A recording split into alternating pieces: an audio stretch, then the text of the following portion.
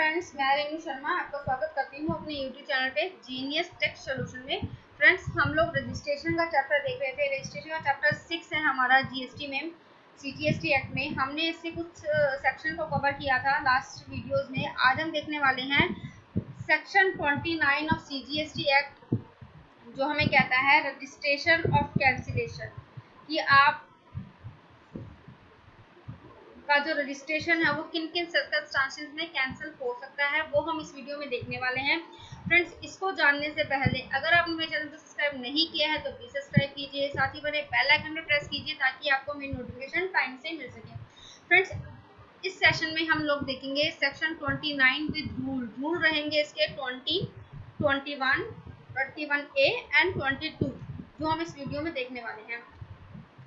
Friends, हमने अपना registration की सीरीज स्टार्ट की थी। हमने लास्ट जो हमारे वीडियोस हमने कवर किए उसमें हमने सेक्शन 22 से लेके सेक्शन 28 तक हमने उसमें कवर किया है। एक बार क्विक रिवीजन कर लेते हैं हमने क्या क्या कवर किया था। सेक्शन 22 हमें कहता है person liable for registration. Section 23 कहता है person not liable for registration.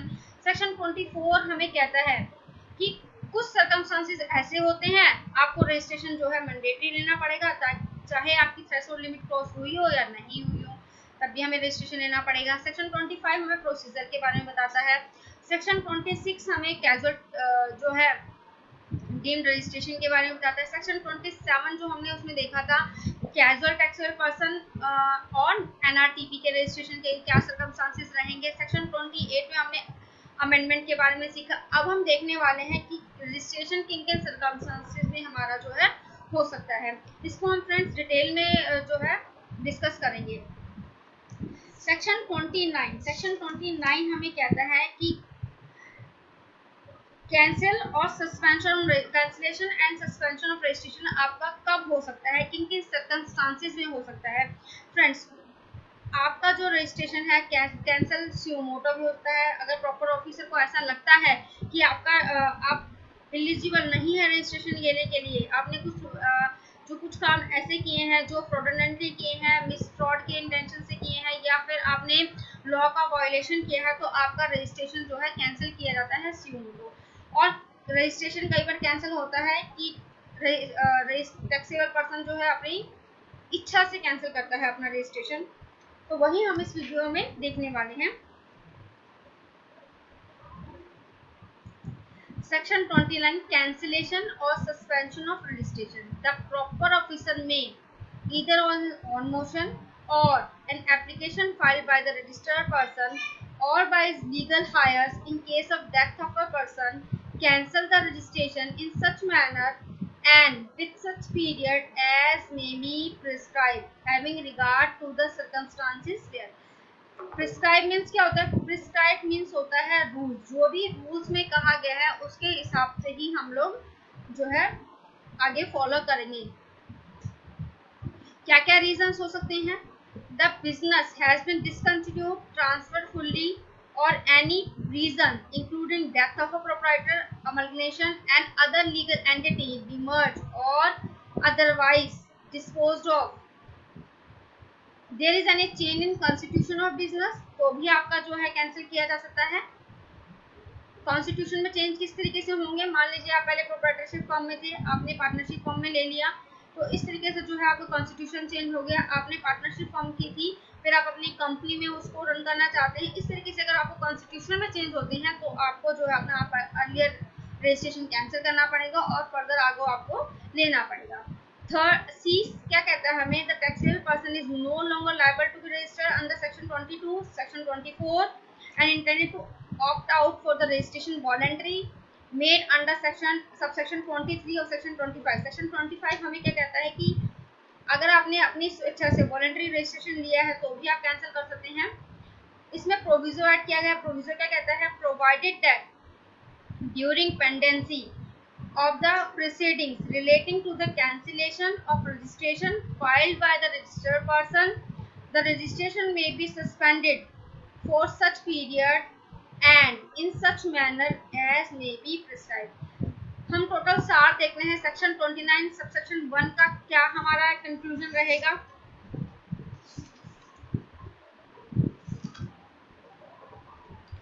Section 29(1) कहता है अगर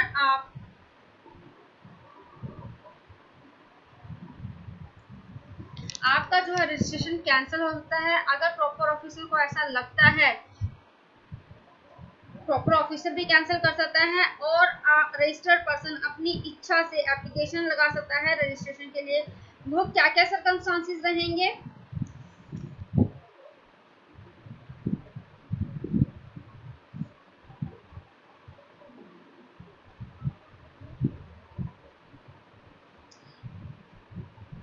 रजिस्ट्रेशन में be cancel on account of, अगर हमने अपना बिजनेस डिसकंटिन्यू कर दिया, अगर प्रॉपर ऑफिसर को लगता है अगर आपने बिजनेस डिसकंटिन्यू कर दिया है, बिजनेस ट्रांसफर किया है, या अगर आप लायबल नहीं है रजिस्ट्रेशन के लिए, कॉन्स्टिट्यूशन में चेंज है, बिजनेस को अमलगुलेट कर दिया गया है, बिजनेस डिस्पोज ऑफ हो गया है, या बिजनेस को डिमर्ज कर दिया है, बिजनेस हमारा टोटली ट्रांसफर हो गया है, अगर प्रॉपर ऑफिसर को ऐसा लगता है तो वो कैंसिल कर सकता है। अगर रजिस्टर्ड पर्सन ने अपनी एप्लीकेशन लगा रखी इन सब केसेस में तो भी जो है रजिस्ट्रेशन जो है हमारा कैंसिल मान लिया जाएगा।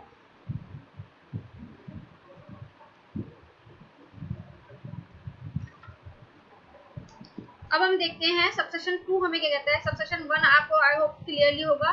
अगर आपका जो है रजिस्ट्रेशन, एक बार हम फिर से देख लेते हैं, अगर आपने जो रजिस्ट्रेशन बिजनेस है आपका डिसकंटिन्यू हो गया है, फुल्ली ट्रांसफर हो गया है, या आपकी डेथ हो गई है प्रोप्राइटर की, आपकी जो लीगल एंटिटी है वो डिमर्ज हो गई है, डिस्पोज्ड ऑफ हो गई है, इन सब सर्कमस्टांसेस में जो है आप एप्लीकेशन लगा सकते हैं कैंसिलेशन की। आपका कॉन्स्टिट्यूशन ऑफ बिजनेस है चेंज हो गया है तो आप कैंसिलेशन की एप्लीकेशन लगा सकते हैं।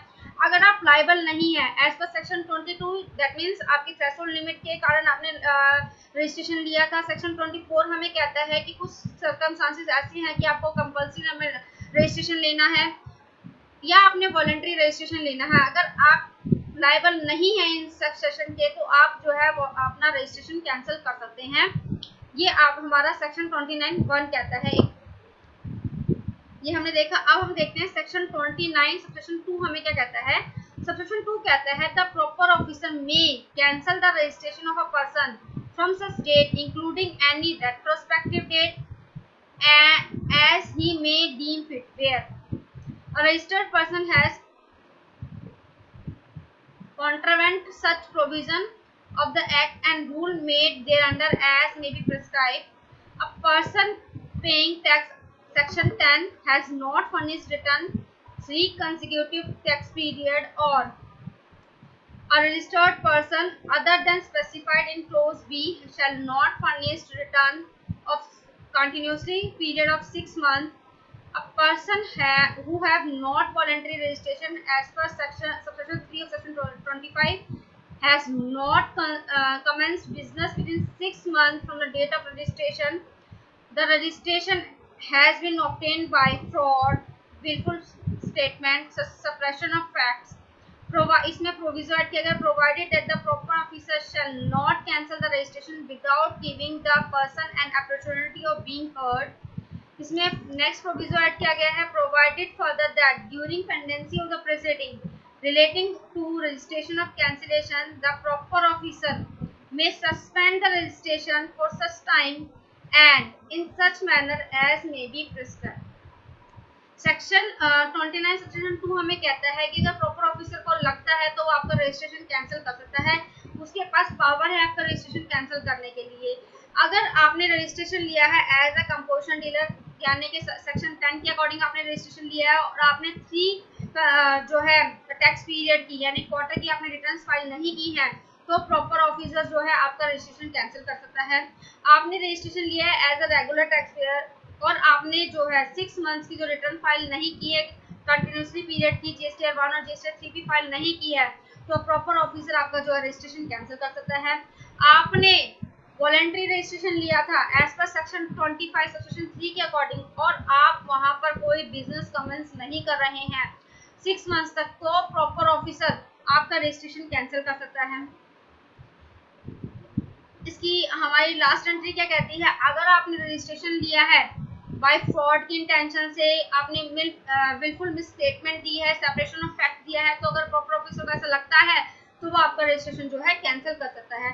इसमें प्रोविजो ऐड किया गया है। प्रोविजो क्या कहता है कि प्रॉपर ऑफिसर रजिस्ट्रेशन कैंसिल तब तक नहीं कर सकता तब तक कि रजिस्टर्ड पर्सन को एक अपॉर्चुनिटी ना दी जाए, बीइंग हर्ड की उसकी बात को ना सुने बिना आप उसका रजिस्ट्रेशन जो है कैंसिल नहीं कर सकते हैं। ये सेक्शन 29(2) हमें कहता है।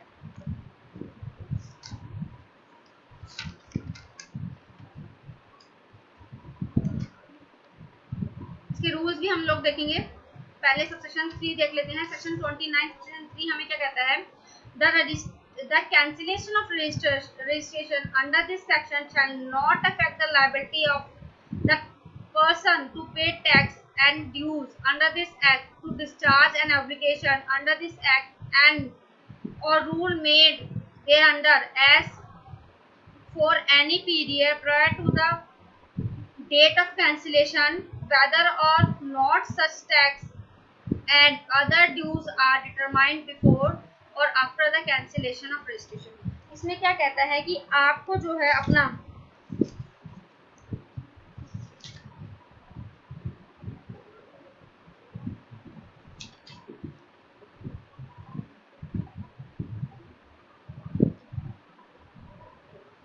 लाइबिलिटी सारी डिस्चार्ज ऑफ करनी पड़ेगी जब आप रजिस्ट्रेशन कैंसिल करते हैं। तो जो भी आपकी टैक्स की लाइबिलिटीज बन रही है उससे पहले जितनी भी आपकी रिटर्न्स है वो आपको फाइल करनी है और अपनी आपकी जो है लाइबिलिटीज को डिस्चार्ज करना है। ये सेक्शन 29(3) कहता है। हमें सेक्शन 29(4) क्या कहता है? सेक्शन 29(4) हमें कहता है cancellation of registration under the state goods and services tax or the union goods and services as may be shall be deemed to be cancel of the registration. अगर आपने अपना सेंट्रल में कर दिया है चेंज तो वो स्टेट में आपका वाइसा वर्सा मान लिया जाएगा कि वहां पर भी जो आपका कैंसिल हो गया। ये हमें सेक्शन 29 सेक्शन 4 हमें कहता है।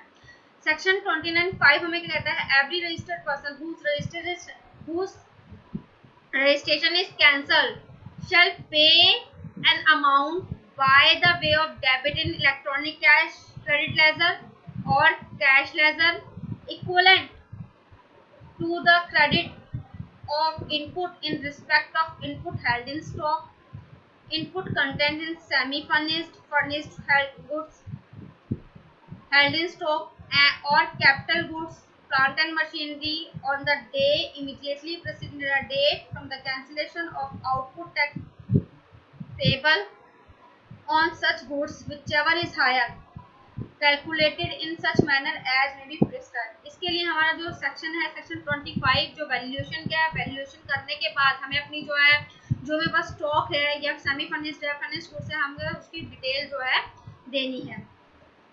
Provided that in case of capital goods plant and machinery the taxable person shall pay an amount equal to input tax credit taken to the said capital goods plant and machinery, reduce such percentage point as may prescribed on the transaction value of such capital goods or plant and machinery as per section 15, whichever is higher।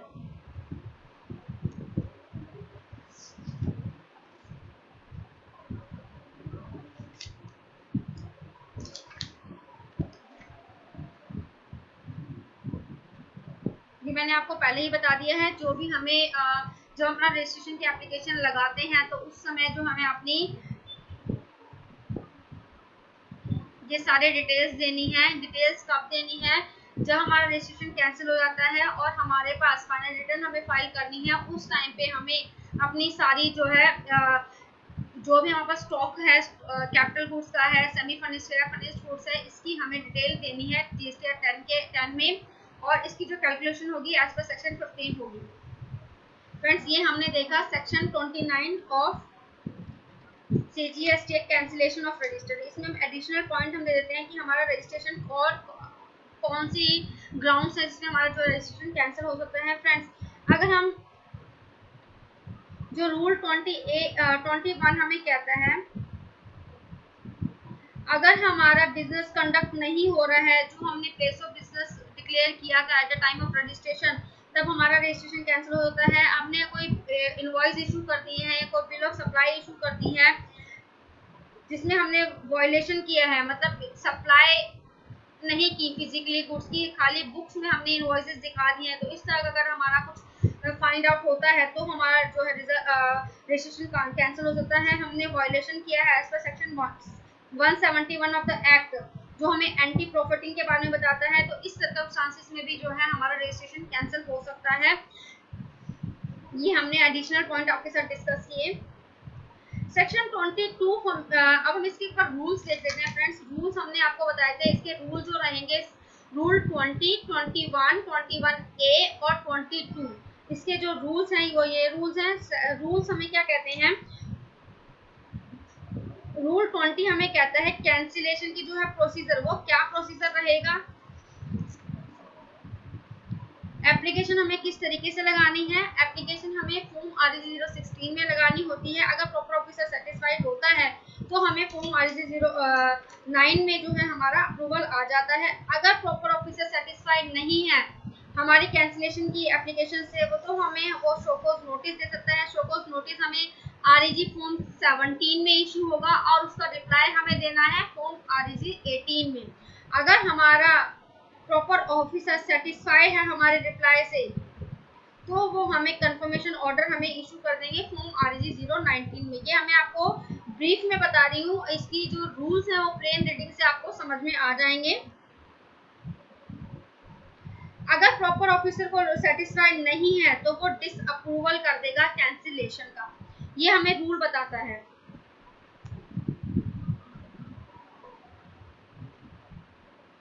Rule 21 में हमने आपको बताया rule 21 और 21A क्या कहता है। Rule 21A कहता है अगर आपने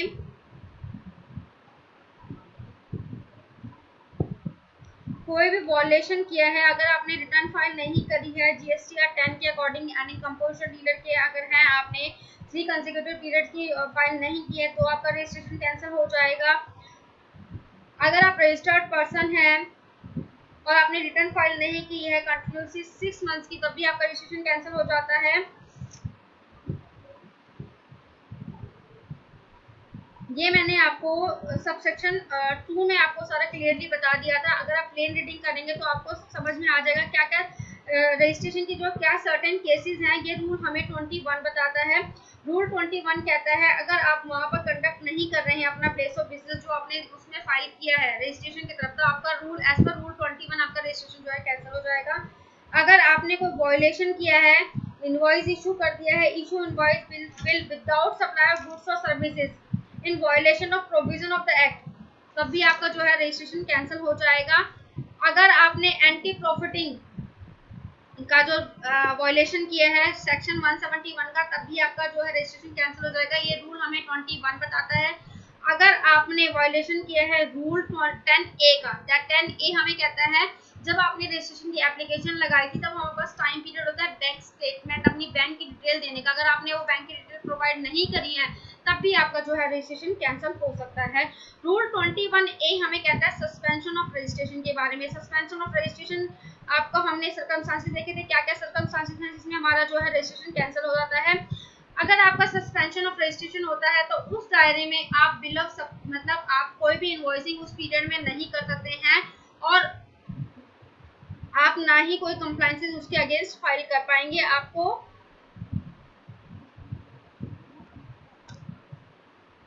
और रूल 22 हमने देखा cancellation of registration. Cancellation of registration हमारा किस तरीके से होगा कि